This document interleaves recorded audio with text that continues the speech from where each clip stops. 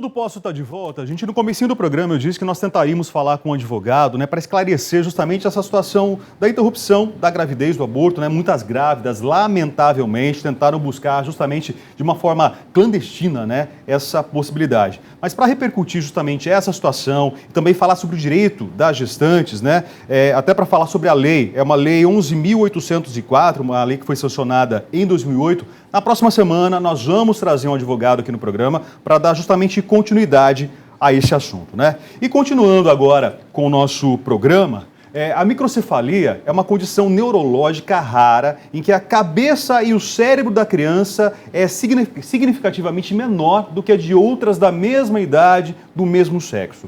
A doença é diagnosticada no início da vida e é resultado do cérebro não crescer o suficiente durante a gestação ou após o nascimento. E crianças com microcefalia têm problemas de desenvolvimento e não há uma cura definitiva.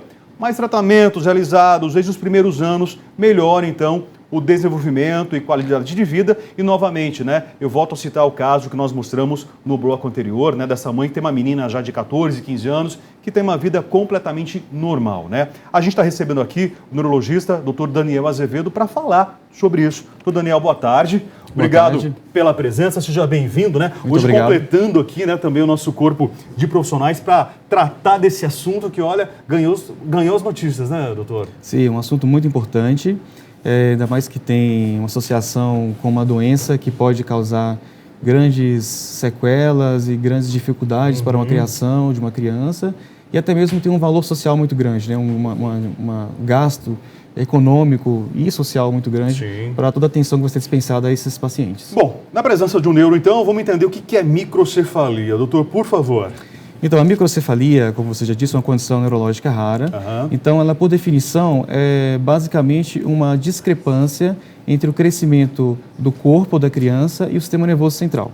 Então, por diversas condições que acontecem durante a gestação, que não só, como tem sido falado atualmente pelo Zika vírus, existem substâncias tóxicas, produtos químicos tóxicos, que a criança, se ela for exposta no primeiro trimestre da gestação, pode interferir. Então, por aí a gente já vê que existem várias causas, Isso é importante salientar. Sim, falamos dos produtos químicos tóxicos. Tem algumas outras doenças virais, que não só o Zika vírus, que são conhecidas, outras doenças bacterianas, que são transmitidas da mãe para o feto, principalmente quando são contraídas no primeiro trimestre de gestação, que é onde está sendo formada a maior parte do sistema nervoso central, onde está tendo a diferenciação, a migração dos primeiros neurônios e a formação mesmo constitucional do sistema nervoso central. Está vendo aqui nessa descrição dessa foto, então é basicamente o seguinte: como há um distúrbio na embriogênese do sistema nervoso central no primeiro trimestre da gravidez, então desproporcionalmente o sistema nervoso central ele cresce menos que as outras partes do corpo e, consequentemente, a calota craniana, a cabeça da criança, ela se torna menor. Internamente, é como se o cérebro fosse... as pecinhas não se encaixassem ali para formar o cérebro, doutor? Seria mais ou menos isso? Então, isso depende muito da etiologia. Como a gente viu no caso anterior, que já foi discutido pela mãe que tem uma criança de microcefalia, possivelmente pela evolução neurológica dessa criança, ela tem uma conformação anatômica cerebral semelhante a uma criança normal, porém com menor quantidade de células do tecido nervoso. Então, possivelmente, essa criança teve um desenvolvimento muito semelhante de uma criança normal, com alguns atraso do desenvolvimento mental, algum desenvolvimento de aquisição de habilidades neurológicas. Existem algumas microcefalias que você tem, além da diminuição do número de células de tecido sistema nervoso central, você tem uma modificação na arquitetura cerebral.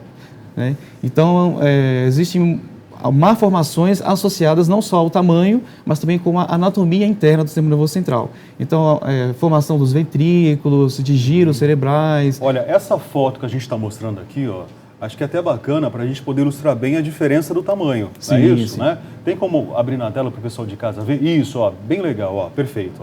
A parte de fora, doutor, isso, que a gente Exatamente. tem esse praticamente um tracejado ali, seria o tamanho da cabeça de uma criança normal, é isso? Exatamente. Aqui no caso da criança com microcefalia. Exato.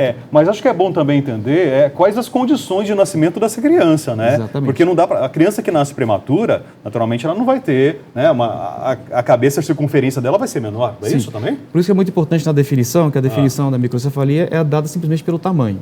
Então, o Ministério da Saúde ele adotou recentemente, por causa da epidemia, para você pegar maior número de casos, ele considerou a circunferência do perímetro cefálico de 32 centímetros, que já é considerada a circunferência muito baixa. Então, nesses casos, serão pegos algumas crianças que não têm necessariamente a microcefalia. Porque teve até uma mudança justamente. Sim, nessa medida, né? O próprio Ministério reconheceu isso. Exatamente. Quando você tem epidemias, né, é melhor que você pegue mais casos para você investigar esses casos do que você deixar de notificá-los, né? Fazer uma subnotificação. Então, foi o que aconteceu. Eles baixaram a regra de perímetro cefálico para pegar mais casos de microcefalia. Existem vieses, né? Existem erros, né? Então, muitas crianças que possivelmente terão um perímetro cefálico menor pela constituição genética dos pais, por algum problema de nutrição durante a gestação, ou algum problema placentário, diversos problemas que podem acontecer na gestação que pode fazer com que essa criança seja de menor tamanho, ela pode, às vezes, ser diagnosticada simplesmente pela medida da cabeça com microcefalia, mas ela pode ter um desenvolvimento neurológico completamente normal, né? Ou seja, a arquitetura interna da cabeça, do sistema nervoso central, é perfeita. Então, a criança ela tem um perímetro cefálico menor, mas tudo dentro está perfeitamente. Então, no acompanhamento dessa criança que vai ser feito o diagnóstico diferencial. Então, também é importante a gente falar que dentre das causas de microcefalia, além das doenças infecciosas, substâncias químicas, né, tóxicas, o uso de álcool, tabaco durante a gestação também está associado com a microcefalia. E também a questão também da nutrição da gestante, né? Então, em áreas de risco, onde a gestante não tem acesso a uma alimentação saudável ou adequada para o crescimento do feto, essa criança pode nascer menor e também ser subdiagnosticada com uma microcefalia, que com o desenvolvimento da criança ela pode ter desenvolvimento normal. Tá, e só fazendo um adendo aqui, né, o doutor destacou a necessidade da nutrição adequada para a gestante, né? No próximo bloco, na culinária de hoje, a gente vai estar aqui com uma nutricionista justamente para explicar, para mostrar para vocês, mulheres, né, para as pessoas de todas as idades, né, homem, mulher, não importa o sexo aí, né, os alimentos necessários para aumentar, inclusive, a nossa imunidade. Uma vez que até a gente sabe, né, que a gestante, algumas, né, estão propensas a ter uma queda, né, dessa imunidade, né, exatamente. Então tá aí a importância da nutrição. Daqui a pouquinho, no próximo bloco, tem as dicas da nutricionista para vocês que estão acompanhando aqui o nosso programa. Doutor, microcefalia pode naturalmente levar a óbito? Existe realmente essa confirmação? Então, na verdade é o seguinte, as malformações congênitas, né, existem algumas malformações, dentre elas tem a microcefalia, que ela podem já ocasionar a morte do embrião ou do feto antes do nascimento. Tá. Geralmente são incompatíveis com a vida. A microcefalia em si, pela definição só de diminuição do perímetro cefálico, em si ela não leva ao óbito. Mas ela pode levar por complicações depois dessa criança, como o pediatra já falou, infecções respiratórias recorrentes, né, problemas de... Quer dizer, sequelas podem vir. Exatamente. Então, assim, a criança, ela pode morrer não diretamente pela microcefalia, mas assim pelas condições em que ela vai ser exposta durante a sua vida por ser mais vulnerável. Eu falei podem vir, né, justamente porque tudo depende também de cada caso, né, e dos estímulos que essa criança vai receber durante a sua formação, né? Isso é muito importante ressaltar, né? Olha, a gente tem aqui a Luísa de Aracaju, Sergipe, né? Ela tem um bebê de 8 meses e pergunta, né?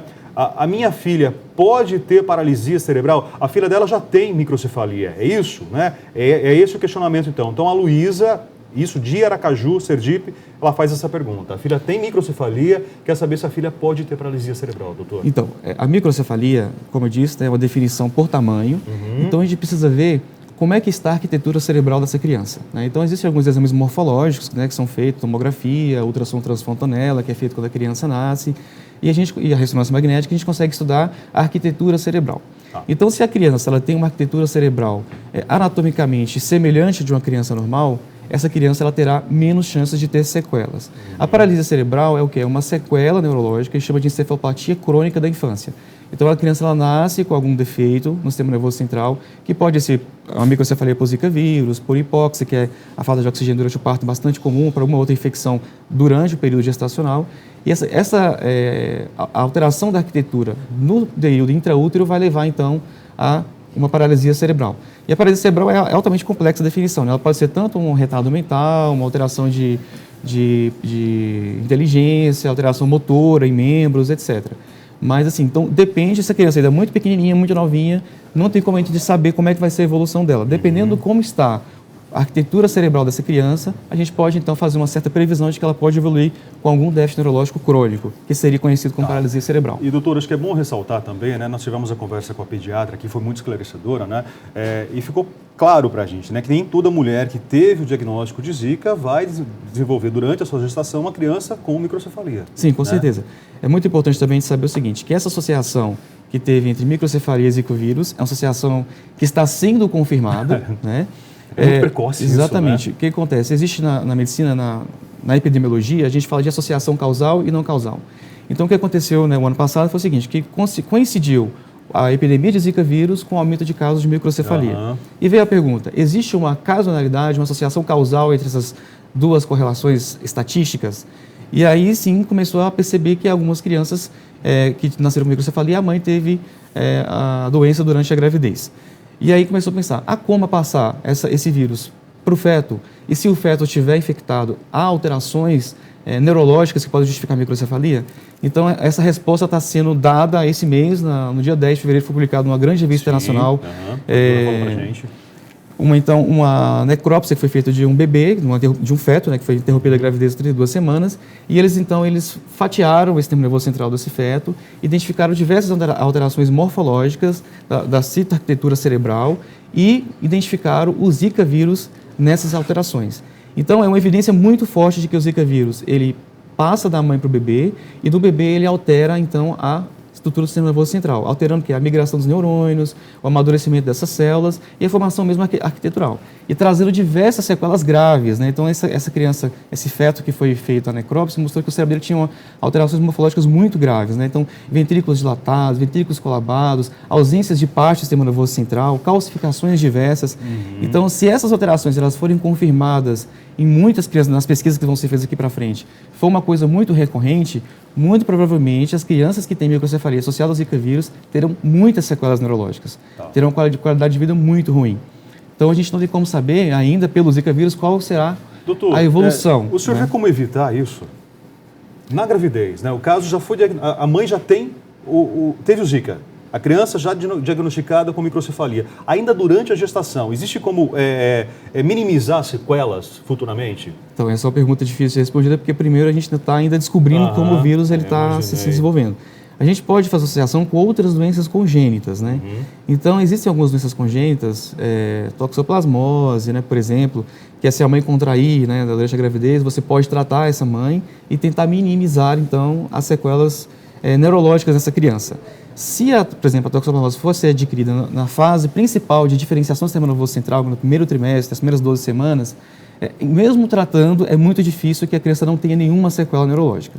Então, fazer uma associação para o Zika vírus. Então, suponhamos que consigamos futuramente um tratamento para o Zika vírus, né? Então, fazer o diagnóstico dessa gestante tratando, pode ser que a gente consiga minimizar né, também os efeitos, mas a gente não sabe ainda, e primeiro a gente tem que descobrir como é que o vírus está infectando o bebê, como é que ele vai agir, para então fazer um tratamento e ver se o tratamento ele realmente é eficaz ou não para prevenir as sequelas neurológicas. As notícias, na verdade, a gente não tem nenhum ponto no i ainda muito certo, né, doutor? É tudo muito suposições, né? Sim. Eu não lembro se foi ontem, na quarta-feira ainda, que tanta informação que vai chegando para a gente, né? Parece que a relação do vírus, né, encontrado em Pernambuco, não é o mesmo que se acreditava ser da região da África, mas sim de uma outra região, onde aconteceram também casos, acho que em 2013, de microcefalia, né? Sim. A Polinésia Francesa teve Polinésia um surto. Francesa, foi exatamente. Então, na verdade é o seguinte, os vírus, eles são, por ele ser também um vírus de RNA, então eles são vírus que são altamente mutantes. Vírus de? RNA. RNA. Isso, eles são vírus mutantes. Como né? o vírus da gripe? Semelhante ao da gripe e o vírus do HIV também. Né? Alguns vírus da gripe, nem todos os vírus da gripe. Mas, então, assim, são vírus que podem sofrer mutações. O vírus HIV também sofre mutações. Existem muitos subtipos de vírus HIV, por isso que algumas pessoas têm respostas diferentes a tratamentos. Então, assim, pode ser que esse vírus ele tenha sofrido mutações genéticas né, durante a migração pelos polos, ou talvez seja um vírus que já existisse, um vírus brasileiro, mesmo Zika brasileiro, e que esse próprio Zika brasileiro se desenvolveu de acordo com as condições que teve epidemiológicas para alguns mosquitais egípcios se espalhar infectado por esse vírus. Né? Então, também é outra pergunta que tem que ser esclarecida. Né? São vírus que têm componente genético diferente em diversas regiões do mundo, ou é o mesmo vírus que foram sofrendo mutações ao se deslocar pelas diversas condições climáticas? Doutora, a criança foi diagnosticada com microcefalia, né, isso durante a gestação. Onde que entra o neurologista para tratar essa criança, para acompanhar essa criança? Durante a gestação ou após o nascimento? E como que é feito esse acompanhamento? Né? Isso é importante. Então, se já detecta um problema de má formação do sistema nervoso central intraútero, né, na gestação, o obstetra, geralmente, ele já faz um aconselhamento a mãe procurar um neurologista pediátrico, para preparar essa mãe já para o que pode acontecer. Né? Então, seria o ideal. Né? Mas, assim, em termos de saúde pública, é disponibilizado a consulta com o neurologista após o diagnóstico feito pelo pediatra.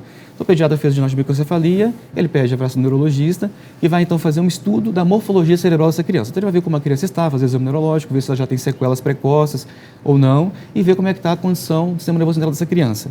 E, a partir daí, fazer um acompanhamento dessa criança. Então, como existem diversas causas de microcefalia e diversas condições diferentes, mais ou menos graves, então essa criança ela vai ter um acompanhamento diferenciado com o neurologista, né? Então, a criança ela pode ter epilepsia, paralisia cerebral. Eu falo, o que é a paralisia cerebral? É uma sequela crônica da infância que pode ser motora, cognitiva, e essa vai precisar de cuidados, né?